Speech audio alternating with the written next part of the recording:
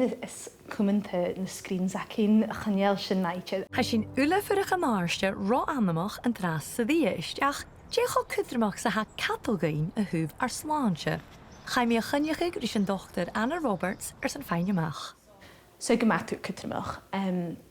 Son dachúis in na sláinte ar boig is sláinte ar nín sin cúteach. Nuair a ha Cadal ha do bhuaig a carachuch na cells at a ha Cadal. So ha sin na cúteach an immune system agad ar son fálanín sin agad ha thór ceil etar traumín sin agus Cadal ha thór ha studies a fechgin in this gyfel ceil etar Cadal agus eilse. So a thór buai ar Cadal ar na thór atchigan. Agus Jason yn ein ule I en over san Cadal na siarain.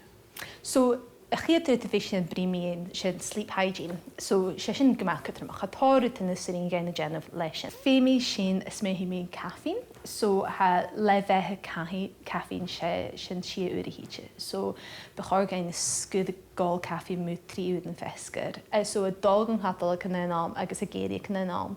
So get a fa eiche droch Cadal agad. Bechor get a geiri ac yn enam agus cha bechor get nap sein. Tron lag. Stri sa fatein agus yw'r cwmalors gys yn fai yw'r as yn y riam ag y byd.